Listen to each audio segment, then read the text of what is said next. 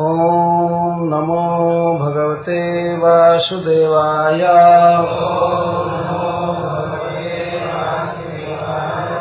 गागोपकैरनुवनं नयतोरुदार।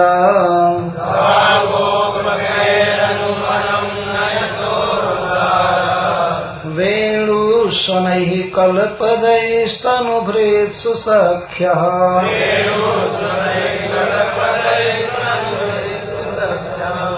अस्पन्दनं गतिमतां पुलकस्तरूणा।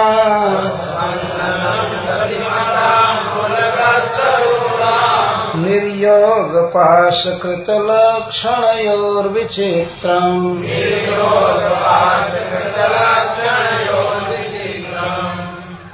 एवं विधा भगवतो या वृन्दावनचारिणः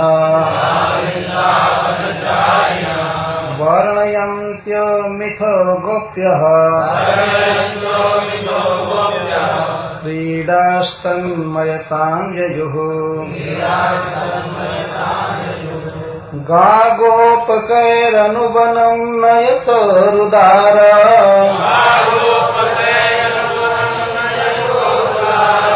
वेणुस्वनैः कल्पदैस्तनुभृत्सु सख्यः।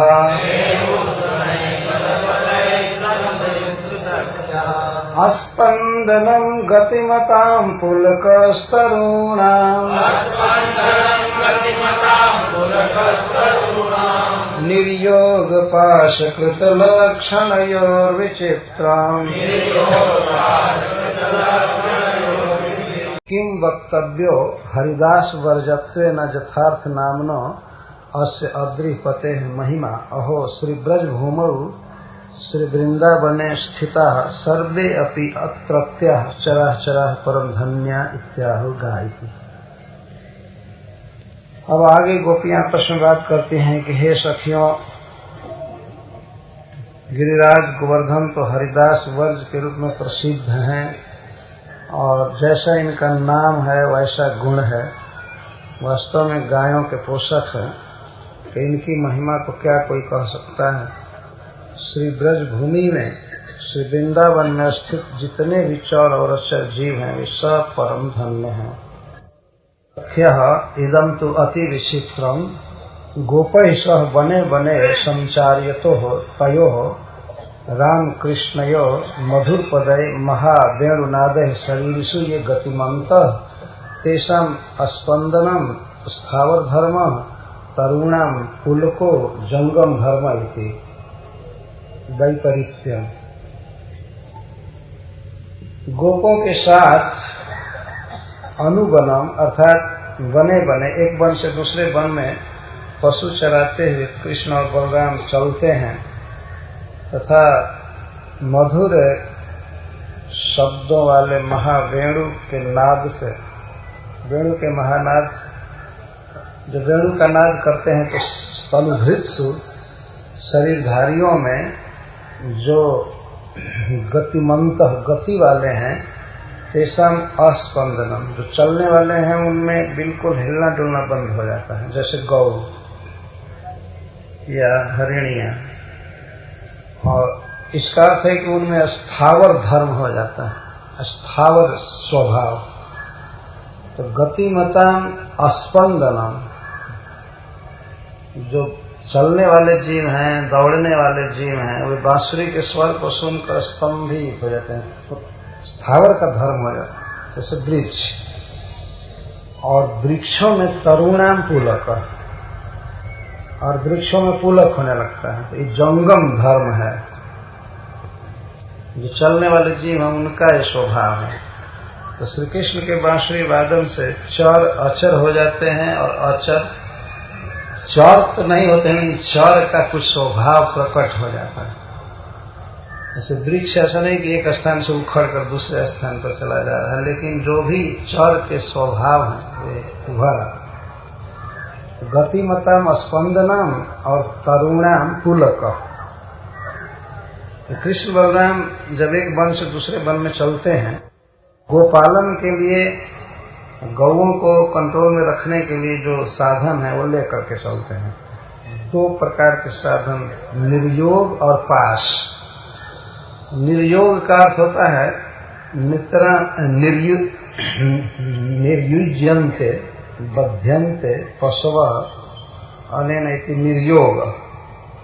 निर्योग का अर्थ जो लोग पशुपालन किए हैं वो जानते हैं, उसको भोजपुरी में छान कहते हैं। जैसे गाय को छान दो, भैंस को छान दो, छोटा छोटा बंधन होता है। तो कभी कभी एक पशु को उसके अगले पैर से बांधते, उसके दोनों पैरों को सटा करके बांध देते, सो बैठ सके लेकिन बहुत तेज गति से भाग न सके। इसको छान कहते हैं। अथवा एक पशु को ऐसे करके और एक पशु को ऐसे करके उनका एक एक पैर बांध देते हैं, इसको भी छान कहते। दो पशु एक बंधन में रहते हैं, विपरीत साइड में करके। एक पशु अगर ऐसे खड़ा है तो दूसरा ऐसे खड़ा होगा, तो उनके एक पैर बांध। तो जो लोग शहर में रहे हैं और कभी गाय भैंस बांधे नहीं है, वो लोग तो नहीं समझेंगे।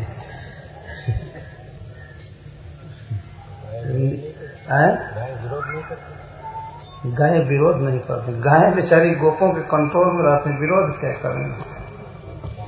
और वो इसलिए बांधते हैं कि बच्चे को कभी खाना होता है, कभी खेलना होता है, कभी होता है। मान लीजिए गाय का पेट भर गया है, बांध दिया जाता है खेलने के लिए, काम करने के लिए। चाहे किसी दिन खेती का ज्यादा काम होता है तो बांध करके काम कर। पशुओं को छोड़ देने पर तो किसी के खेत में पड़ जाएंगी, फसल खाएंगी। इसीलिए ये सब कंट्रोल के नियम बिल्कुल एक गांव की चीज है, समझा जा सकता।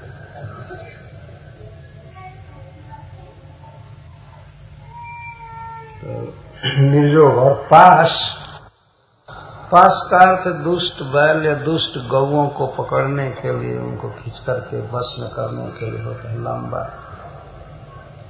लंबी रस्सी हो, या कभी कभी किसी पशु को, बछड़े को या और को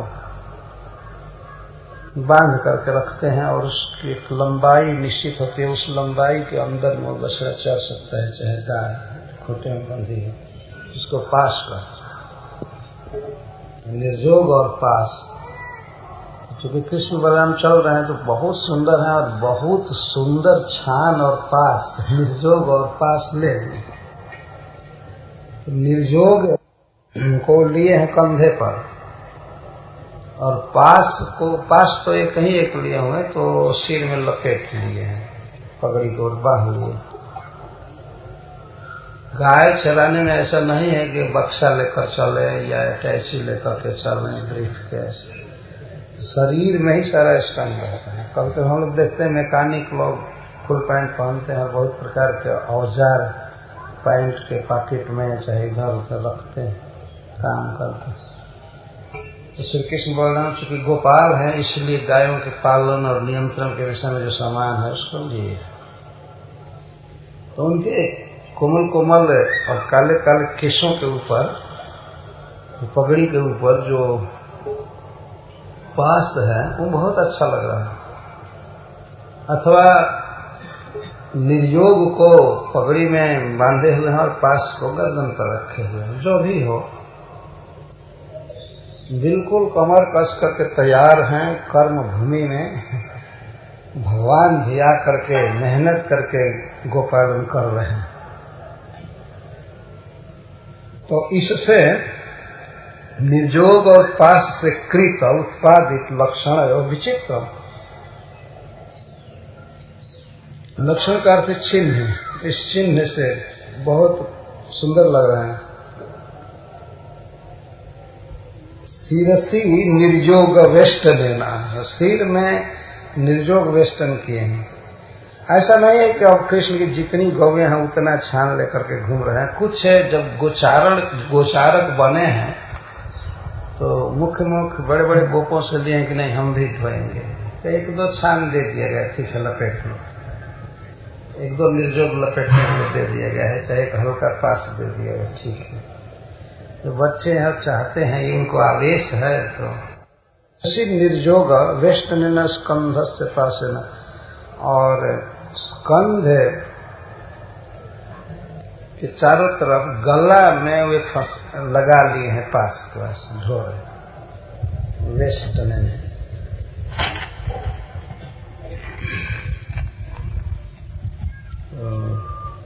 इससे लक्षण प्रकट हो रहा है। लक्षण क्या है यहाँ? लक्षण की गोप परिवृद्ध श्रिया विराजमान हो, इत्यर्थ विराजमान है। गोप परिवृद्ध, परिवृद्ध का अर्थ होता है दलनायक। परिवृद्ध है मतलब बोस से समझिए, आज के युग में जो कहा जाता है गोपों के नायक हैं, कम उम्र के, लेकिन यही नायक हैं। भोजपुरी में बंसैत कहते हैं इसको, 10 लड़कों के नायक के रूप में चलते हैं। परिवृढ़, अनुभवी, श्रेष्ठ नायक, इस तरह से विराज रहे हैं और अति विचित्र, बहुत सुंदर लग रहा है। अनुवनम का अर्थ है प्रत्येक वन में। माथुर मंडल में जितने भी वन हैं प्राय सभी में वे प्रवेश करते हैं 84 कोष।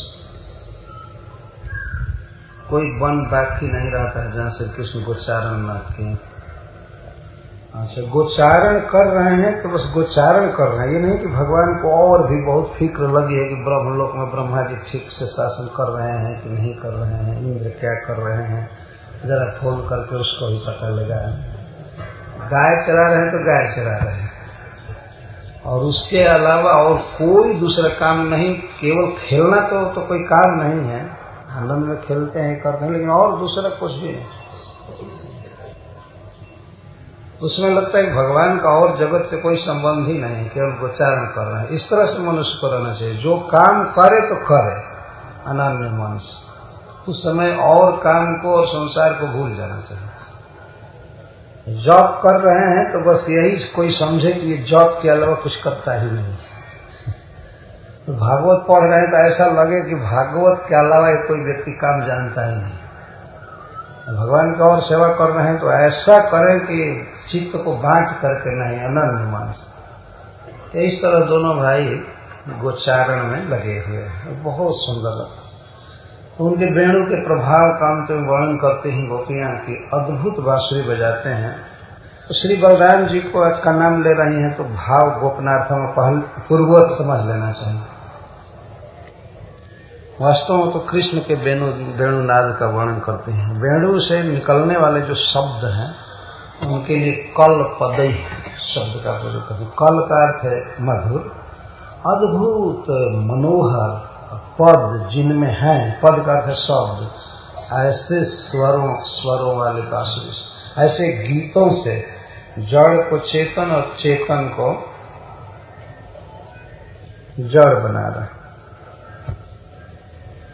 तो इस प्रकार वृंदावन में स्थित समस्त चर जीवों के सौभाग्य का वर्णन किया जा रहा है।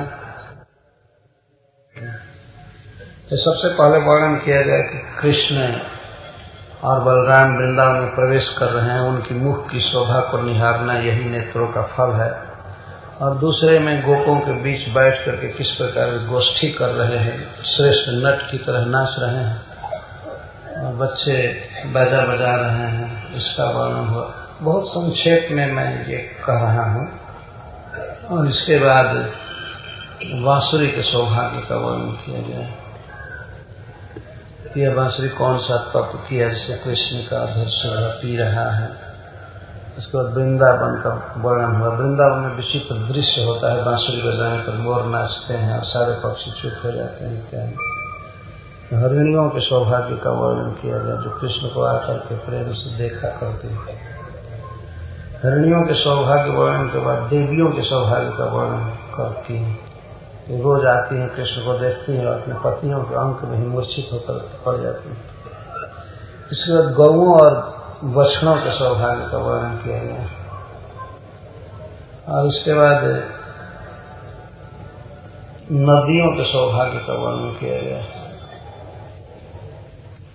नदियों के सौभाग्य के बाद मेघों का सौभाग्य वर्णन किया गया। मेघ के बाद पुलिंदियों के सौभाग्य का वर्णन किया गया है। पुलिंदियों के सौभाग्य का वर्णन करने के बाद श्री गोवर्धन जी के सौभाग्य का वर्णन किया गया और अंत में यहाँ सबके सौभाग्य का वर्णन। तो श्री सुखदेव गोस्वामी अब वेणु गीत का उपसंहार करते हुए कहते हैं, वृंदावन चारिण भगवत विधा या क्रीड़ा ताह गोप्य मिथ वर्णन्त्य तन्मयता यजु। एवं विधा का अर्थ है कि इस प्रकार की अनंत अनंत लीलाएं, एवं विधा ईदृशा, ऐसी अनेक लीलाएं वृंदावनचारी भगवान करते रहते हैं। वृंदावनचारी एक तो भगवान है, भगवत भगवान की क्रीड़ा। तो भगवान का अर्थ है जो अपना अशेष ऐश्वर्य प्रकट किए हैं, जो 6 भागों को पूर्णतया प्रकट किए हैं, उन भगवान के, और वह भी वृंदावनचारी या वृंदावन विहार, और वृंदावन में विहार कर रहे हैं, वृंदावन में क्रीड़ा कर रहे हैं, अनेक प्रकार की क्रीड़ाएं। कृष्ण की क्रीड़ाएं ही उनकी लीलाएं, सहज खेलना, चलना, बांसुरी बजाना। तो वृंदावनचारी, वृंदावन बिहारी भगवान की जो जो लीलाएं हैं, एवं विधा, इसी प्रकार की लीलाएं। तो गोपियां मिथः ताः वर्णयन्त्य, गोपियां परस्पर में उसका वर्णन करती रहती हैं हमेशा। ये तो थोड़ा सा नमूना पेश किया मैंने, सुखदेव गोस्वामी के कहने का आशय, तो थोड़ा सा मैं दिया। और कृष्ण लीलाओं का वर्णन करते करते गोपियां तन्मयता को प्राप्त हो जाती है। तन्मयता, तो तत्व का क्या है कि यहाँ क्या अर्थ है? तत्व का पहला तो एक अर्थ है कि भगवतमयता, तो कृष्णमय हो जाती है कृष्ण का वर्णन करते करते। और मिथः कृष्णमयता में प्राप्त, तत् के स्थान पर कृष्ण रखेंगे तो परस्पर वे कृष्ण हो जाती है।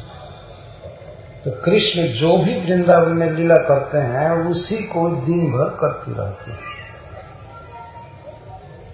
और यह अभी की नहीं, आगे चल करके जो गोवर्धन धारण होगा, रास विहार होगा, उस सबका समावेश कर रहे हैं सुखदेव गोस्वामी। इस लीला के संपादन के बहुत बाद में बोल रहे हैं। तो एवं विधा इसीलिए लगा रहे, एवं विधा भगवान की जो भी लीलाएं हैं, गोपियों का यही कार्य था वर्णन करना।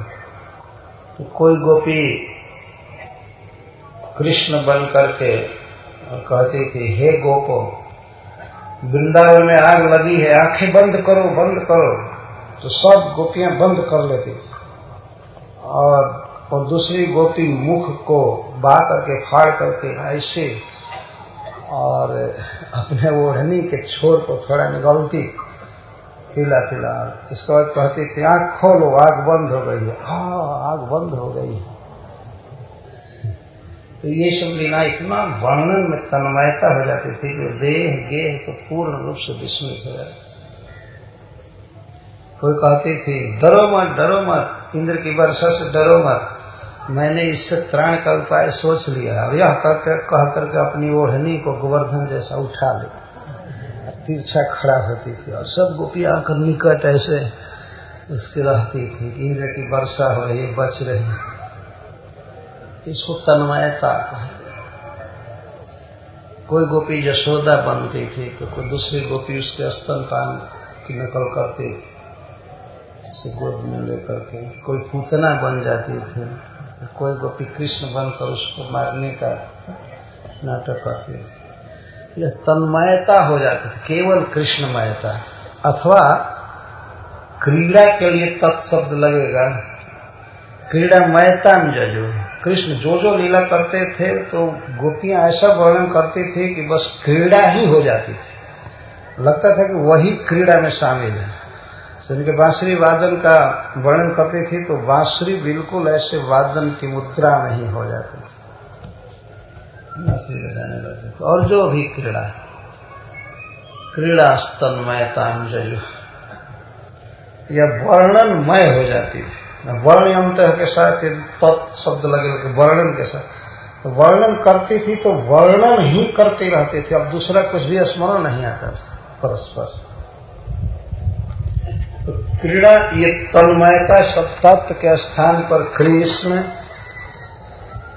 या क्रीड़ा या वृंदावन या वर्णन जो भी लगा सकते हैं, स्वतंत्रता है। कृष्ण हो जाते थे या क्रीड़ामय हो जाते थे और कुछ भी स्मरण नहीं रहता था। अथवा तन्मयता का अर्थ है, जैसा पहले वर्णन किया गया है और बाद में वर्णन किया गया है, जितना जितना कृष्ण की लीला का वर्णन करते थे उतना उतना विरहाग्नि का दाह बढ़ता जाता था, गोपियां दुखी रहती थी। आगे सुखदेव गोस्वामी वर्णन करते हैं, निन्नु दुखे न वासना, बहुत कष्ट से दिन बिताती थी। जितना वर्णन करते थे उतना ही और दाह उत्पन्न होता है। यही है गोपियों का स्वभाव भगवान के प्रति। जितना प्रेम होता है उतना ही प्रेमाग्नि का दाह भी होता है। तो कभी चैन से नहीं रहते थे, सुख से नहीं रहते थे, दुख नहीं डूबी रहती थी। इसका यह भी अर्थ। तो इस प्रकार कृष्ण लीला का सदा गान करते रहते थे। श्रील सुखदेव गोस्वामी महाराज परीक्षित के साथ बैठे हुए ऋषि मुनियों को, राजर्षियों को एक दृश्य बता रहे हैं कि भगवान क्या है, उनका सौंदर्य, माधुर्य, गुण आदि क्या है और उनसे प्रेम करने वाले किस किस प्रकार के लोग हैं। यही प्रेजेंटेशन, यही उपस्थिति वास्तव में भगवान ने वेदव्यास देव ने की है भागवत में। और किसी भी वक्ता की कुशलता यही है कि वह भगवान को और भगवान के प्रेमियों को प्रस्तुत करे जनता के सामने। भगवान ये हैं और भगवान के भक्त प्रेमी ऐसे ऐसे हुए। श्रीमद् भागवतम में यही दो कथा है। भगवान के बल को, भगवान की कृपा को, भगवान के ऐश्वर्य को, मधुरता को, ये सब प्रस्तुत किया गया है। और किन किन लोगों ने भगवान के लिए कितना त्यागा है या कितना प्रेम किया, इसको दिखाया गया। तो सबसे श्रेष्ठ या कनिष्ठ नहीं कहेंगे, बल्कि ये कहेंगे कि परम पूर्ण अवस्था में श्री गोपियां पूर्ण कृष्ण से प्रेम करने में और कृष्ण के लिए कृष्ण प्रेम में बाधक स्थितियों का त्याग करने में गोपियां मूर्धन्य हैं। ऐसे बहुत भक्तों ने त्याग किया और अपने अपने स्थान पर वे परम धन्यवाद के पात्र हैं, कृतार्थ। जैसे प्रहलाद महाराज भगवान से प्रेम करने के लिए कुछ भी यंत्रणा सहने के लिए तैयार थे। वो भी अपने पिता के द्वारा दी गई यंत्रणा है। हिरण्यकश्यप संपूर्ण ब्रह्मांड का स्वामी था, सारे देवता उसके बस में थे और वह अपने पुत्र को मारने का हजारों प्रयास किया, पर फिर भी प्रहलाद महाराज भगवान को नहीं छोड़े। क्या समझकर? कोई अपने जीवन का आवश्यक कर्तव्य समझ करके नहीं, भगवान में इतना उनका मन अभीष्ट था, इतना सुख मिल रहा था कि उसको छोड़ ही नहीं सकते। ऐसा नहीं कि वो सोचे कि अब तो भक्त बन गए हैं तो क्या करें, अब इज्जत की भी बात होती है, कैसे छोड़े।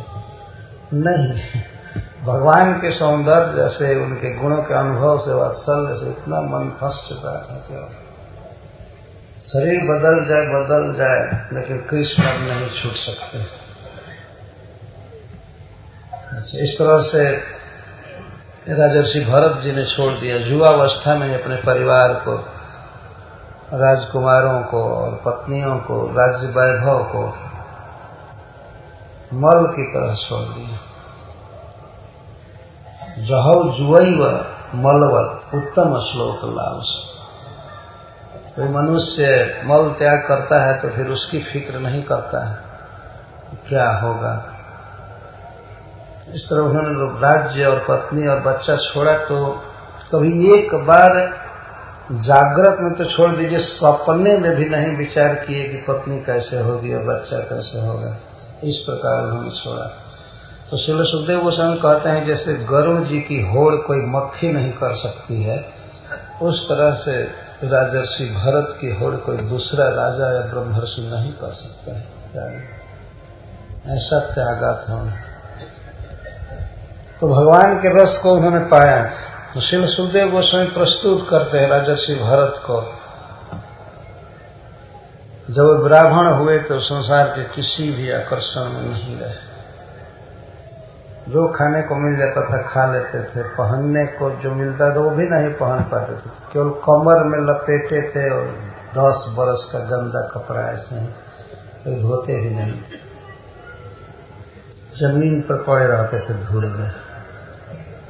जबकि उनको पूर्व जन्म की पूरी बात याद थी, केवल एक बार कह देते कि वह राजर्षि भरत था। देखते कितना उपहार ले लेकर के राजा लोग आते उनके पास, लेकिन कभी नहीं कहा। राजा रघुगण भाग्यवान थे, उनसे उन्होंने एक बार कह दिया कि हम पूरा भरतो नाम राजा। पूछने पर बता दिए कि कितना त्याग था। सर्वज्ञ होते हुए, सब कुछ होते हुए भी जब शरीर जाने का अवसर आया, चोर पकड़ करके ले गए भद्रकाली के मंदिर में, फिर भी नहीं बताया कि मैं ब्राह्मण हूं। बता दिए होते कि मैं ब्राह्मण हूं तो लोग नहीं मारते, या ये कह देते कि अरे तुम्हें पता नहीं मैं राजर्षि भरत हूं इस जन्म में। ठीक है, शरीर बदल जाए, कोई चिंता नहीं, तो बिल्कुल देह से भिन्न थे। और राजर्षि अम्बरीश, जो सामने कृत्या उत्पन्न की गई दुर्वासा के द्वारा, लेकिन कृत्या हाथ में प्रलयकालीन अग्नि के समान दाहक शूल लेकर के चली मारने के लिए, लेकिन लिखा गया है कि अम्बरीश महाराज एक पग भी पीछे नहीं हटे, डरे नहीं थोड़ा। और जब ही वो निकट पहुंचना चाहते थे अम्बरीश महाराज के, तब तक चक्र आकर के उसे फन्न से जला करके राख कर दिया। उतने भयानक कृत्य थे। सुदर्शन चक्र के अग्नि के आगे तो कुछ भी नहीं। तो इस प्रकार भक्तों को प्रस्तुत श्रीमद् भागवतों में किया गया है। भगवान का अनन्य आश्रय, भगवान के सौंदर्य में एकदम मति का अभिनिवेश होना। तो सारे सद्गुणों को देखना हो तो श्री गोपियां हैं, सब कुछ उनके भीतर है। तो इसलिए श्री सुखदेव गोस्वामी बीच में श्री गोपी जनों को प्रस्तुत करते हैं, और उसी के अनुसार भगवान के सौंदर्य, माधुर्य, भगवान की मुस्कुराहट, चाल, बोली, ये सब भी बताते जाते हैं। तो यही है कुशलता, और वास्तव में यही है प्रीचिंग, यही है प्रचार। किसी के हृदय में भगवान को यदि धसा दे, भगवान की छवि अंकित हो जाए, और भगवान से प्रेम करने वाले भक्तों का भी स्टैंडर्ड बताया जाए कि इस तरह से प्रेम किया, इस तरह से प्रेम किया, इस तरह से प्रेम किया, तो उससे होता क्या है कि कृष्ण का स्वभाव, कृष्ण का स्वरूप हमारे सामने स्पष्ट होता है। और ये प्रश्न होगा किस तरह हम प्रेम करें, तो जैसा किया है भक्तों ने, उसमें अपनी अपनी वासना के अनुसार, वासना का अर्थ कृष्ण के प्रति जो स्वरूपभूत वासना है, जैसी वासना है उसके अनुसार हम प्रेम करें।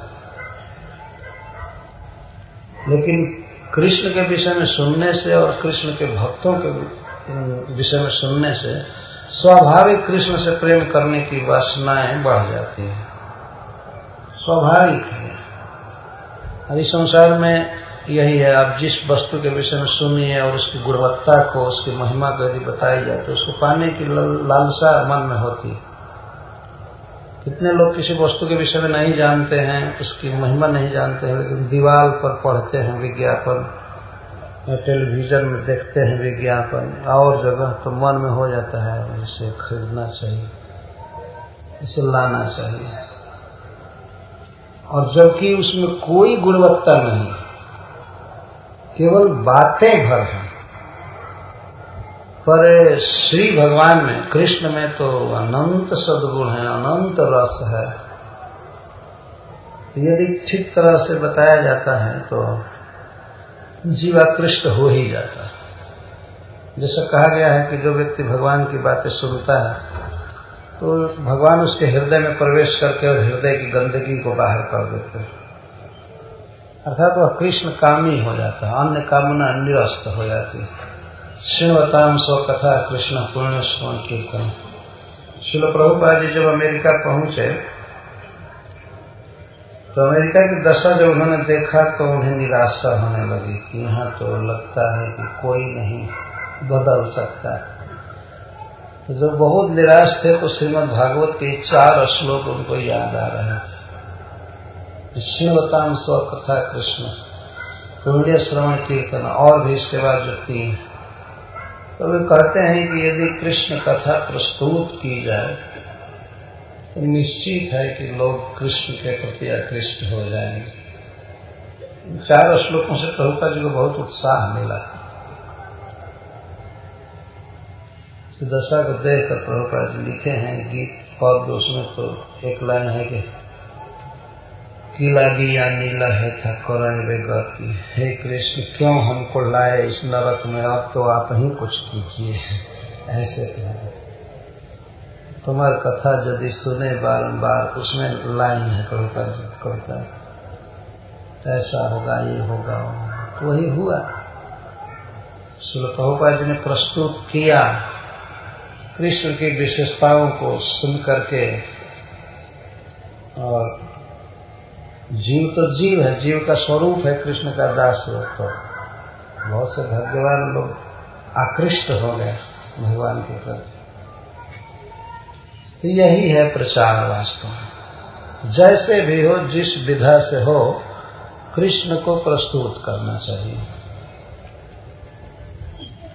जैसे भी हो, चाहे कथा द्वारा, गीत द्वारा, पेंटिंग द्वारा, और भी अनेक विधाएं हैं। जो जिस विधा में दक्ष हो उस विधि से प्रस्तुत करे। प्रभुपाद जी यही कहा करते थे और यही उन्होंने किया है। यहाँ पर जो श्रीमद् भागवतम सप्ताह में रखा गया, इसका यही उद्देश्य है। कभी कभी भक्त हमसे कहते हैं, कोई कहते हैं बहुत हाई बात हो रही है बहुत हाई बात हो रही है। तो मैं कहा कि अरे भाई कभी कभी तो अपना आस्वादन भी होना चाहिए ना। डॉक्टर लोग दवाई बांटते हैं सालों भर, कभी कभी उनको स्वादिष्ट भोजन स्वयं चाहिए ना। दवा है और बातें, और 10वें स्कंध की कथा बिल्कुल पाथ्य है, पथ्य है, भोजन है, दिव्य रस। वैसे तो सब भोजन है और सब दवा है, लेकिन यह जो है वो स्वस्थ लोगों के लिए बहुत ही बड़ा टॉनिक है और इसे स्वस्थ भी करने वाला है। ये औषधि है। 10वें स्कंध के प्रारंभ में ही महाराज परीक्षित कहते हैं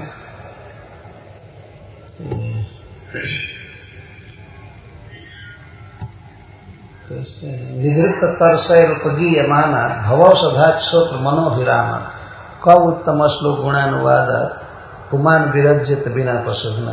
ये उत्तम श्लोक की वार्ता मुक्त पुरुषों के लिए स्वादु पदार्थ है। वो लोग इसका आस्वादन करते रहते हैं। और जिन्हें रोग है, जो बंधन में है, मुक्ति चाहते हैं, उनके लिए यह औषधि है।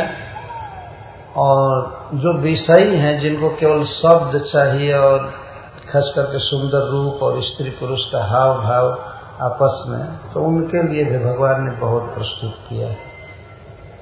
और कोई ये सुनना चाहता है कि कौन स्त्री कैसे किसी पुरुष में आसक्त हो रही है, तो कृष्ण के विषय में सुनना चाहिए। भगवान इसीलिए सब लीला किए हैं। दुनिया में जानते हैं कि ये लोग ऐसे ही पढ़ेंगे और सुनेंगे, इसलिए उन्होंने लीला की। प्रभुपाद जी कहते हैं कि इसके बाद है पॉलिटिक्स की बात करते रहते हैं, राजनीति की, इसलिए भगवान राजनीति में भाग लिए हस्तिनापुर के। यह नीति वह नीति, ऐसे है वैसे। तो यदि राजनीति अच्छी लगती है तो महाभारत पढ़ना चाहिए। भगवान उसमें अनेक नीतियां बताए किए।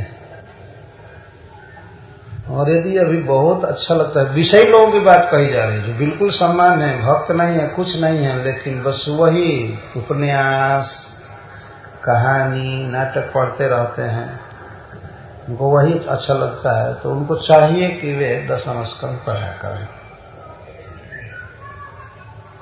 ये भगवान इसी आशय से सब प्रस्तुत करें। और जो लोग बिल्कुल ऊपर हैं, देह गेह से, माया मोह से, ममता, उनके लिए भी भगवान ने ये प्रस्तुत किया दशम स्कंद के लिए कि ये तुम लोग खाओ पियो, पिबत भागवतम रस। तो वही पदार्थ एक के लिए केवल कर्ण और मन को प्रिय लगने वाला है, दूसरे के लिए औषधि है, और तीसरे के लिए तो महाटानिक रसायन। तो हम लोग सालों भर प्रचार करते हैं, और प्रचार में सामान्य जनता को प्रायः सेम बात बतानी पड़ती है हमेशा। स्वयं भी तो कभी कभी रसास्वादन करना चाहिए, यह आवश्यक। और श्रीमद् भागवतम में बड़ी कुशलता के साथ सुखदेव गोस्वामी पेश कर रहे हैं। इसमें आप देखते हैं कि गोपियों के कृष्ण के विषय में उद्गार है। तो जो लोग श्री गोपीजनों को नहीं समझ पाते हैं, लेकिन वे प्रारंभ से ठीक से यदि भागवत सुने तो सबसे पहले उनके मन में भगवान कृष्ण के प्रति ये भावना होगी कि ये साक्षात परब्रह्म है, परम प्रिय सबके हैं, परम आत्मा हैं, परम बंधु हैं, जगत सृष्टा हैं, जगत के जीवों के भरतार हैं, गति हैं, साक्षी हैं, प्रभु हैं। ये बात समझ में आ गई। और आगे बढ़ते बढ़ते बढ़ते बढ़ते तब पता लग जाएगा कि भगवान से जिन लोगों ने प्रेम किया है उनमें शिरोमणि है श्री गोपीजन। यह बात समझ में आ जाएगी यदि ठीक से सुना जाए, और उसके अनुसार अपने अपने संस्कार के अनुसार भगवान के प्रति लालसा उदित होगी। सनातन गोस्वामी आदि ये तो ब्रज भूमि में ही रहे, वहीं के ब्रज में कभी बाहर नहीं जाते थे, और इन्हीं लीलाओं में रात दिन विभोर रहते थे, और आनंद के आवेश में कुछ उन्होंने लिख दिया। उसको जो जिस भाव में उन्होंने लिखा होगा, और उस भाव को हम लोगों का बाह्य मन नहीं पकड़ पाएगा। डायरेक्ट भगवान का पार्षद चैतन्य महाप्रभु का, जिनको भगवान ने आलिंगन किया, भागवत सुनाया 2 महीना वाराणसी में, चैतन्य चैतन्य के वर्णन में सब सुनाइल प्रभु भागवत सिद्धांत। एक बार आत्महत्या करना चाहते थे सनातन गोस्वामी पाद जगन्नाथपुरी में, जगन्नाथ जी के रथ के चक्का में। चैतन्य महाप्रभु आ गए और उन्होंने कहा कि आपका देह मेरा बहुत प्रिय है, मैं इसी के द्वारा भक्ति शास्त्र का प्रवर्तन करना चाहता हूँ, और आप आत्महत्या करके मेरी सेवा नहीं करना चाहते। तो वे तो चकित हो गए, कैसे प्रभु को पता चल गया। तो पहले संकल्प किए थे कि रथ यात्रा के दिन मुझे मर जाना है, और उसमें कारण यह था कि चैतन्य महाप्रभु रहते थे जगन्नाथपुरी में, और सनातन गोस्वामी को वृंदावन रहना पड़ता था। तो भगवान चैतन्य महाप्रभु का विरह बर्दाश्त नहीं था, और बहुत से जलों में वे स्नान करके गए थे झारखंड से, इसलिए उनके शरीर में बहुत फोड़े हो गए थे, खुजली हो गई थी। और चैतन्य महाप्रभु इतना प्रेमी थे सनातन गोस्वामी के या हरदास ठाकुर आदि के कि जब भी देखते थे तो सीधे अखबार में भरते थे। तो सनातन गोस्वामी के शरीर का पीप है, रक्त उनके शरीर पर लगता था। बारंबार मना करते थे, बारंबार मना करते थे, तो मानते नहीं थे। इसलिए उन्होंने सोचा कि इस शरीर को रखना ठीक नहीं।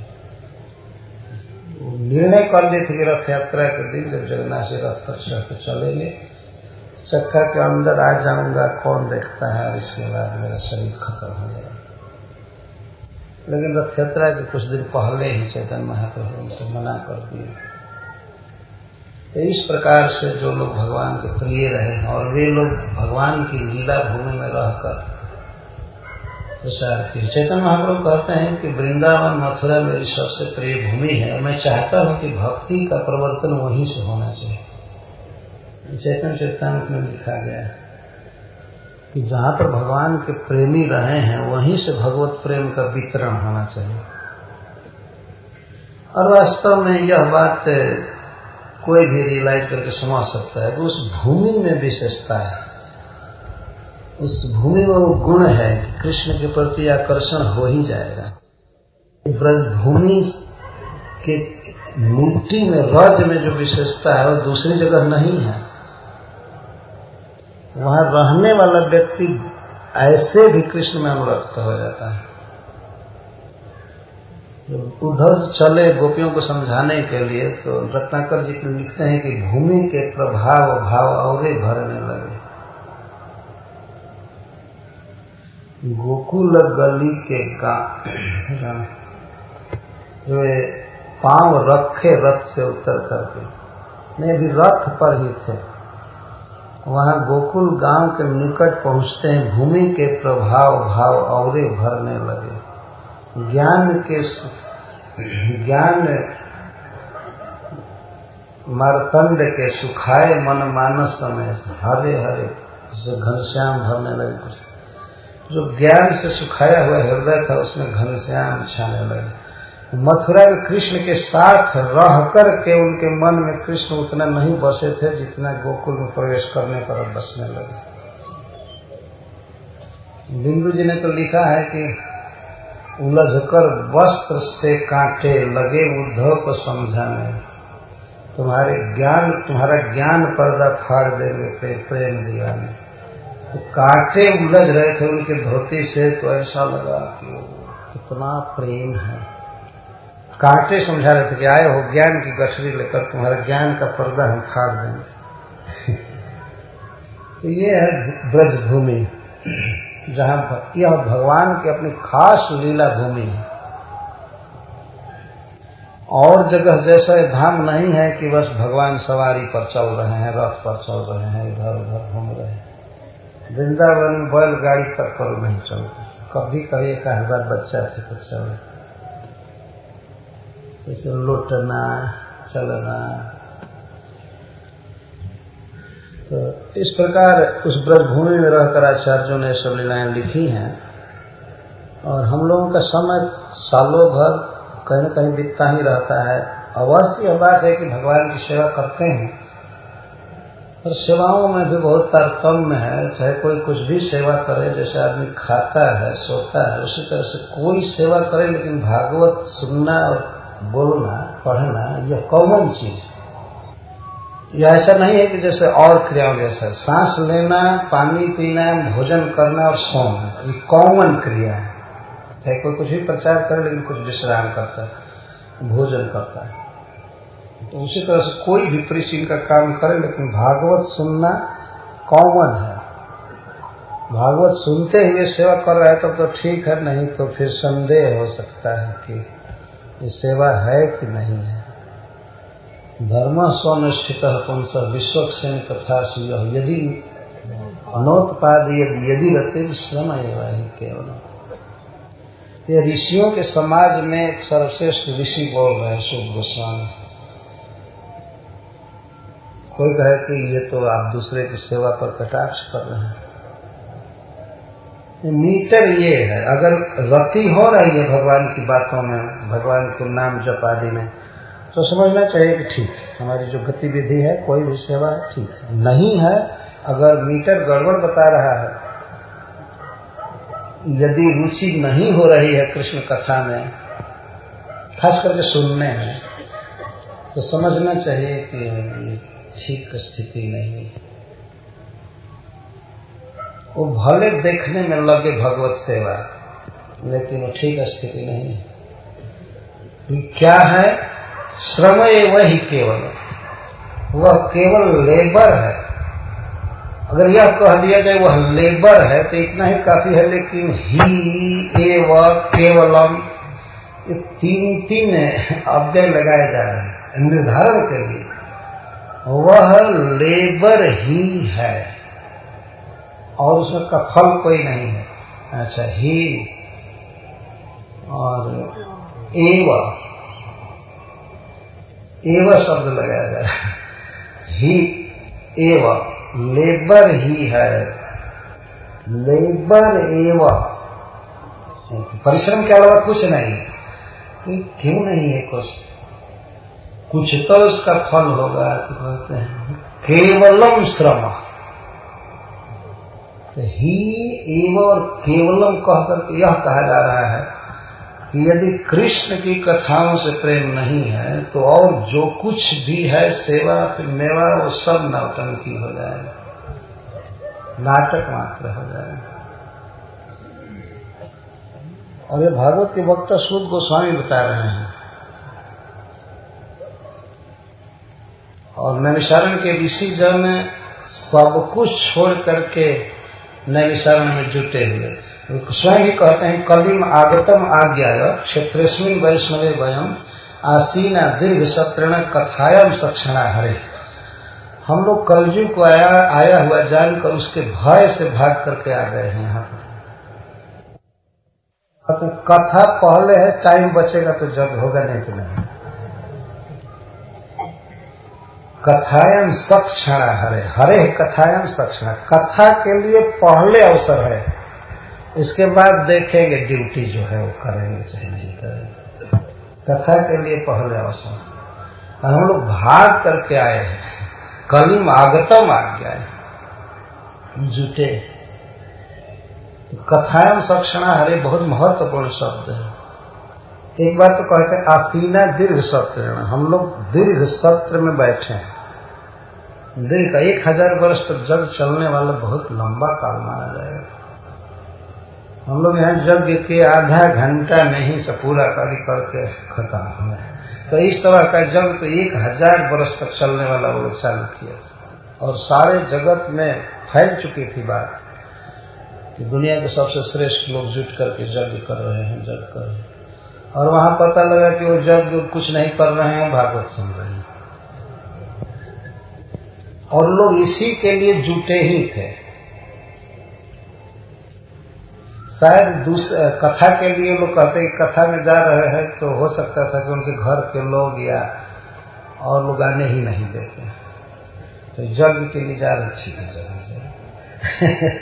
ऐसा देखा जाता है कि अब कहा जा रहे हो भाई, जा रहे चारों धाम की यात्रा, तब ठीक। कथा में जा रहे हो हरिद्वार में, हाँ तब नहीं। ऐसा हो सकता है। तीर्थ यात्रा ठीक है, यज्ञ ठीक है और ठीक है, लेकिन कथा में शायद पहले से ही परंपराएं आ रही हैं, तो इसलिए ये लोग यज्ञ का बहाना बनाए थे। और इतना ही नहीं, आगे चलकर ऋषि लोग कहते हैं कर्मिण अस्मिन अनाश्वास धूम धूम्रात्मना भवन। हम लोग तो पहले से ही जानते थे कि हमें यज्ञ नहीं करना है, लेकिन लोक के दृष्टि के अनुसार कुछ तो करना था, तो चालू किए तो सब अब देह धूमिल हो गया, कपड़ा भी धूमिल हो गया, मन भी धूमिल होता जा रहा है, पता नहीं इसका क्या फल होगा। बहुत कृपा हुई कि आप आ गए, अब हम आज ही इसको बंद कर रहे हैं, ऐसा वे लोग कहते हैं। और आप तो मधु पिला रहे हैं, भगवान की कथाएं पिला रहे हैं, इसलिए बस ये इसी के लिए हम लोगों को अवसर है, आप चिंता मत कीजिए और पिलाइए।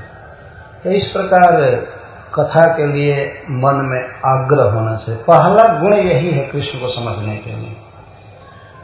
कथा श्रवण की तुलना अन्य किसी कर्म से नहीं की जा सकती है। यहां तक कि भगवान का ध्यान और पूजा भी छोड़ करके कथा सुनने की बात आई है भागवत में। चरित्र सुना ही तजि ध्यान, रामचरितमानस में आया है कि ऋषि लोग सनकादि कादि ये ध्यान छोड़ करके कथा सुनते हैं और सारा काम ठप करके कथा सुना जाता है।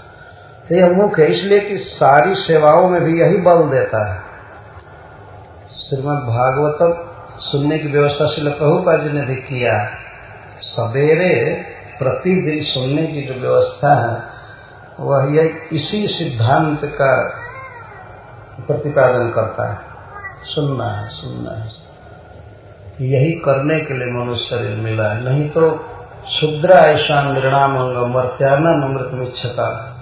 12वें श्लोक सुखदेव गोस्वामी कहते हैं कि जो लोग कथा नहीं सुनते उनका दिन व्यर्थ के कामों में बीत जाता है और रात्रि भी निद्रा आदि में बीत जाता है। रात नींद में या व्यवहार में और दिन घर के काम धंधा में या कलह में बीत जाता है व्यर्थ। और जो लोग भगवान की वार्ता सुनते हैं उनका दिन व्यर्थ नहीं जाता है। 24 घंटे में यदि वे 1-2 घंटा भी सुने, आधे घंटे भी सुने या पढ़े तो उनका वो पूरा 24 घंटा सार्थक माना जाएगा। जैसे मान लीजिए वृक्ष है, वृक्ष की एक शाखा भी अगर फल गई तो कहा जाएगा कि ये फलवान वृक्ष है। फलवान तो कहा ही जाएगा। तो इसी तरह से मनुष्य शरीर में बहुत समय मिला है तो आयु हरति वै पुंसाम उद्यम नष्टम जन्म सौ तस्य तेज क्षणो नीत उत्तम श्लोक वार्ता है। यह सूरज उग नहीं रहा है, डूब रहा है, लेकिन वास्तव में ये उग रहा है न डूब रहा है। ये मनुष्यों के जीवों की आयु को छीन रहा है। आयु हरति वै पुंसाम तस्य रीते उस व्यक्ति की आयु का हरण नहीं कर सकता है। किसका? जब क्षण यपि उत्तम श्लोक वार्ताया नीत, जिसका थोड़ा समय भी कृष्ण की वार्ता में बीत गया, कथा में बीता, कीर्तन में बीता, तो उसके आयु का खंडन अपहरण सूर्य भगवान नहीं कर सकते। उसका जीवन सार्थक गया। तस्य रीते जब क्षणों नीत। कुछ लोग अर्थ करते हैं कि वह क्षण नहीं काट सकता है सूर्य जो क्षण उत्तम श्लोक की वार्ता में बीता, लेकिन यह अर्थ नहीं है। श्रीपाद श्रीधर स्वामी जी कहते हैं जस क्षण है अपि उत्तम श्लोक वार्तया नीत तस्य आयु सूर्य न हरति। उसकी आयु को सूर्य नहीं हर रहा। हरे कृष्णा कृष्णा कृष्णा हरे हरे, हरे राम राम। तो इस तरह श्रीमद् भागवत में बहुत से सिद्धांत दिए गए हैं और मनुष्य की यह मानसिकता है, वो जो कार्य करता है तो उस कार्य के विषय में उसे यह जानने की जिज्ञासा रहती है कि मेरा काम वास्तव में सही है या नहीं है, या यह हमारे लक्ष्य की प्राप्ति कराएगा नहीं कराएगा। भक्तों के मन में भी इस प्रकार के संदेह के बादल छा सकते हैं। कभी मन में संदेह होता है कि हम जो कार्य कर रहे हैं क्या यही भगवान चाहते हैं हमसे करना है या कुछ और करना चाहिए।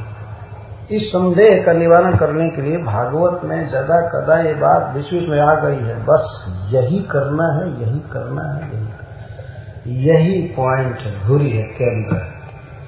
श्रवण और कीर्तन यही करना है, इसी से कृष्ण प्रेम मिलेगा।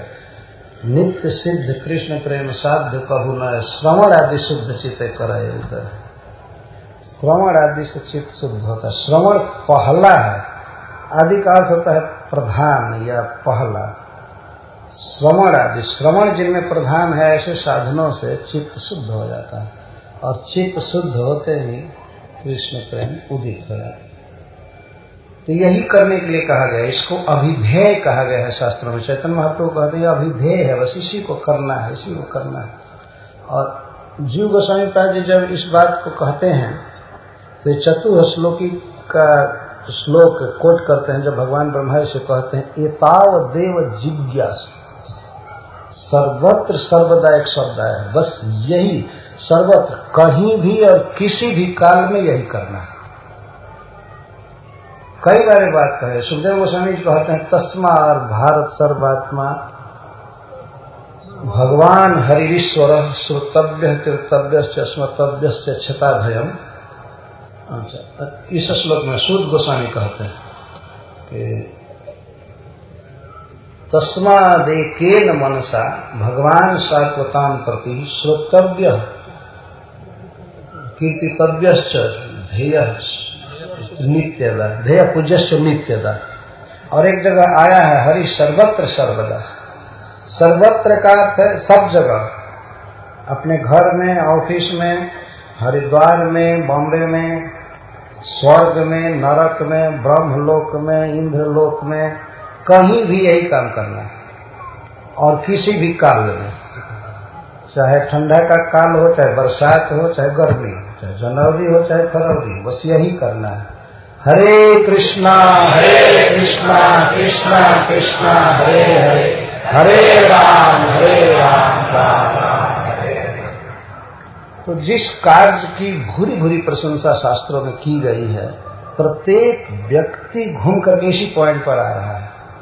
आप देखें, कोई भी वक्ता, जैसे सबसे श्रेष्ठ वक्ता हैं कृष्ण प्रेम की बात कहने वाले श्री गोपीजन, लेकिन वे कहती हैं तव कथामृतम तप्त जीवनम कविभिरीडितम कल्मषापहम श्रवण मंगलम श्रीमदाततम भूरि गृणन्ति ते भूरिदा जगत्। आपकी कथा ही अमृत है, और पीने से नहीं, केवल इसके विषय में सुना जाए तो मंगल कर देती है।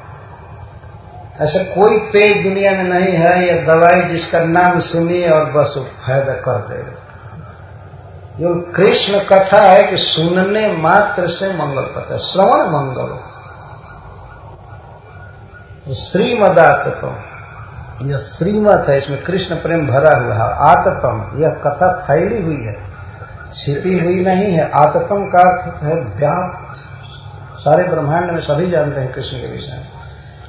भूरि गृणन्ति ते भूरिदा जना, इस पृथ्वी पर जो कृष्ण कथा देते रहते हैं, गृणन्ति बोलते रहते हैं, वही सबसे बड़े दानी हैं इस जगह। भूरिदा, बहुत बहुत दे रहे हैं, बहुत बहुत दे रहे हैं।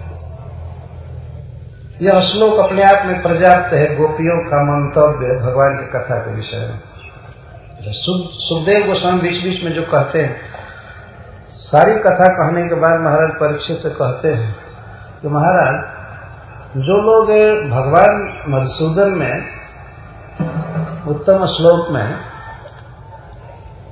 निरंतर प्रेम चाहते हैं, अनन्य प्रेम चाहते हैं, उनको चाहिए कि भगवान उत्तम श्लोक की लीलाओं को अभीक्षणशः कहे और सुने, निरंतर या बारंबार बारंबार इसको कहे। कृष्णे अमलम भक्ति अभीक्षमान, जो चाहता है कृष्ण में अमल भक्ति हो तो उसे चाहिए कि यही कहे, यही सुने। अच्छा, राजर्षि भरत जी का, जब भरत जी का विचार सुनिए। वे कहते हैं रहुगणे तपसा न जाती न चेज्या निर्पराध गृहालवा नक्षंदसा नहीं वो जल्लाद में सूर्य बिना महत्पाद रजोष अभिषेक कर। महात्माओं के चरण रज में अभिषेक करने पर कृष्ण मिलेंगे, कृष्ण प्रेम मिलेगा। कैसे? जत्रोतम श्लोक गुणानुवाद प्रस्तुयते ग्राम्य कथा विघाता। महात्माओं का लक्षण बता रहे हैं कि जत्र उत्तम श्लोक कथा प्रस्तुयते, उत्तम श्लोक श्री कृष्ण की कथाएं इतनी फैलती हैं कि दूसरी कथाएं, दूसरी बात के लिए अवसर ही नहीं मिल पाता है। ग्राम्य कथा विघात, ग्राम्य कथा पर विशेष घात हो जाता, विघात। इतनी कृष्ण कथाएं फैलती हैं कि दूसरी बात करने का जहां चांस नहीं मिलता है। ऐसे महात्माओं के समाज में रहने पर अपने आप कथा सुनने पर कृष्ण में, वासुदेव में सतीमती हो जाती है। जत्रोतम श्लोक गुणानुवाद प्रस्तुयते ग्राम्य कथा विघात निषेध्यमाण अनुदिनम मोक्षर मतिम सतीम जच्छति वासुदेव। और कहीं भी आप शुद्ध गोस्वामी का उद्गार पढ़िए या शौनकादि ऋषियों का, मैत्रेय जी का, विदुर जी का, ब्रह्मा जी का, वेदव्यास देव का, या किसी का भी कहीं, तो सबका सेंट्रल पॉइंट आता है कृष्ण का। सब घुमा फिरा कर इसी को सफलता बना जाए। तो इस प्रकार हम लोग जो कर रहे हैं, वास्तव में इसका अप्रिसिएशन, इसकी प्रशंसा भागवत के बड़े बड़े मनीषी जन किए हैं। तो हमें प्रसन्न होना चाहिए कि हमने ठीक किया है, अच्छा किया है। वास्तव में शास्त्र का, साधुओं का, गुरुजनों का यही आदेश है, यही करना है। वैसे तो अनेक त्रुटि विच्युति होती रहती है, लेकिन अपने शक्ति के अनुसार, अपनी व्यवस्था के अनुसार जो कुछ भी होता है तो वो सब भगवान की कृपा है। भगवान इसी तरह से मति रखें कि बारंबार परस्पर हरि गुणानुवाद हो जहां तहां, और कोई ये बात भी नहीं कि हरिद्वार नहीं, कहीं हरि सर्वत्र सर्वत्र। पर यहाँ का एक वातावरण बहुत ही सुंदर है, वह यह कि माँ गंगा यहाँ है। भागवत में लिखा गया है कि जो गंगा जी में स्नान करते हैं और भागवत सुनते हैं तो उन्हें बहुत शीघ्र कृष्ण प्रेम की प्राप्ति होती है।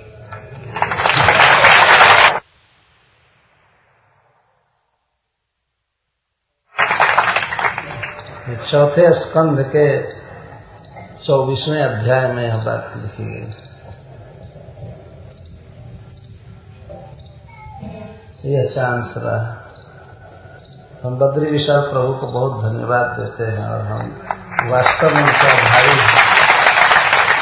बहुत परिश्रम करके यह संयोग दिए और उनके साथ उनका जो लोग भी सहयोग किए हैं उन सबको भूरी भूरी धन्यवाद है।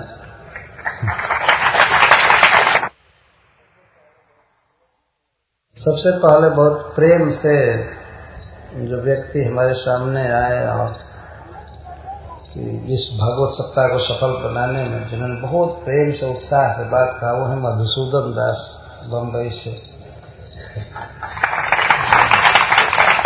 उनकी बात से बहुत उत्साह बढ़ा हमको, नहीं तो मैं पहले सोच रहा था कि पता नहीं कैसे होगा नहीं होगा, लेकिन लास्ट ईयर का देख करके हम लोग चुप थे। ठीक है, बद्री विशाल को जैसे करना होगा वो करेंगे। और हमको तो पढ़ने से फुर्सत थी ही नहीं कि और बात हम सोचे। और इसी कथा की तैयारी में बहुत से भक्तों से भेंट नहीं हो पाई। कुछ लोग भेंट करना चाहते थे, लेकिन मैं यहाँ से जाकर के लिखता था और 2-2 टाइम कथा होने से हमेशा एंगेजमेंट रहता था। भोर में उठने पर मुझे सबसे पहले एक फिक्र लगी रहती थी कि इसके बाद कौन श्लोक आ रहा है। तो मंगलारती में नहाने से पहले मैं पढ़ने लगा, क्योंकि भक्तों को सुनाना था, बताना था, तो कम से कम अपने तो पहले समझें कि क्या लिखा गया है। इस तरह से एक अवसर मिला भगवान की लीलाओं को पढ़ने का। मैं तो अपने को धन्य मानता हूँ कि इस तरह से लगना पड़ा। नहीं कहना होता है तो पढ़ाई होती है।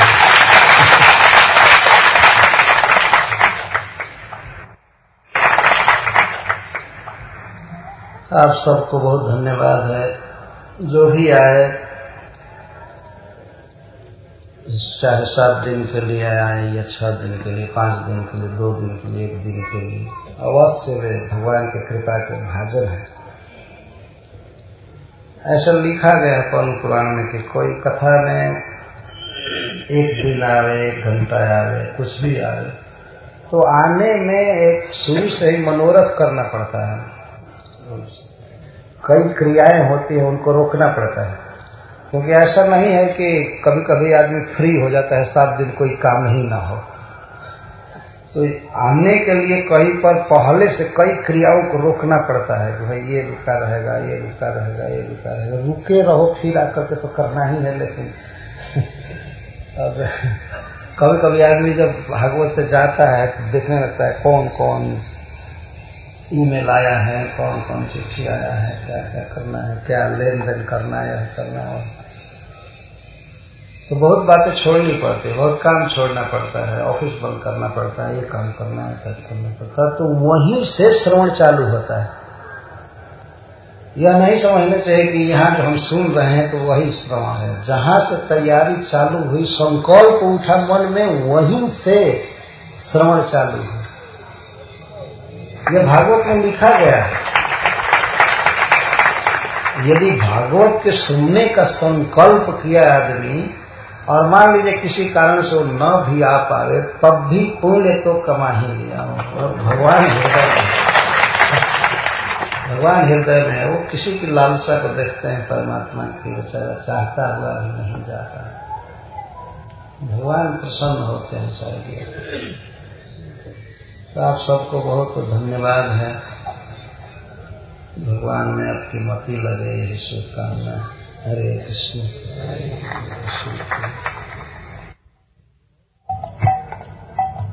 तो बहुत लोग अब धीरे धीरे जाने के मूड में हो गए हैं, लेकिन जाते समय यहाँ से ये उपहार लेकर के जाना चाहिए, राधा रानी का चरण। मन जइयो मत भूल राधा रानी के चरण, मन जइयो मत भूल राधा रानी के चरण, मन जइयो मत भूल राधा रानी के चरण, मन जइयो मत भूल राधा रानी के चरण, ब्रज रानी के चरण, राधा रानी के चरण, राधा रानी के चरण, ब्रज रानी के चरण, राधा रानी के चरण, बांके ठाकुर की बाकी ठाकुरानी के चरण, बांके ठाकुर की बाकी ठाकुरानी के चरण, बांके ठाकुर की बाकी ठाकुरानी के चरण, बांके ठाकुर की बाकी ठाकुरानी के चरण, मन भूल मत जइयो राधा रानी के चरण, मन भूल मत जइयो राधा रानी के चरण, मन भूल मत जइयो राधा रानी के चरण, मन भूल मत जइयो राधा रानी के चरण। वृषभानु की किशोरी सोन गैया मूत भोरी, वृषभानु की किशोरी सोन गैया मूत भोरी, वृषभानु की किशोरी सुन गैया मूत भोरी, वृषभानु की किशोरी सुन गैया मूत भोरी, प्रीति जानी के हूँ थोड़ी तो ही रखेंगी शरण, प्रीति जानी के हूँ थोड़ी तो ही रखेंगी शरण, प्रीति जानी के हूँ थोड़ी तो ही रखेंगी शरण, प्रीति जानी के हूँ थोड़ी तो ही रखेंगी शरण, मन भूल मत जइयो राधा रानी के चरण, मन भूल मत जइयो राधा रानी के चरण, जाको श्याम उरहेर राधे राधे राधे तेर, जाको श्याम उरहेर राधे राधे राधे तेर, जिनको श्याम रटते हैं बार बार बुलाते हैं राधे राधे, जाको श्याम उरहेर राधे राधे राधे तेर, जाको श्याम उरहेर राधे राधे राधे तेर, बांसुरी में बेर बेर करे नाम से रमन, बांसुरी में बेर बेर करे नाम से रमन, बांसुरी में बेर बेर करे नाम से रमन, बांसुरी में बेर बेर करे नाम से रमन, मन जइयो मत भूल राधा रानी के चरण, मन जइयो मत भूल राधा रानी के चरण, राधा रानी के चरण, ब्रिज रानी के चरण, राधा रानी के चरण, ब्रिज रानी के चरण, मन जय मत भूल राधा रानी के चरण, मन जय मत भूल राधा रानी के चरण।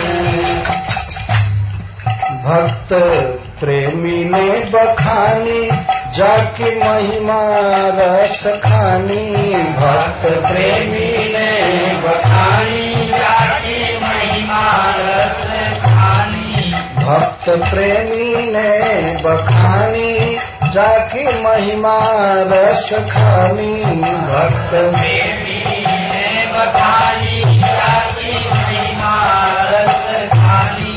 मिल भीख मन मानी कर प्यार से बदल,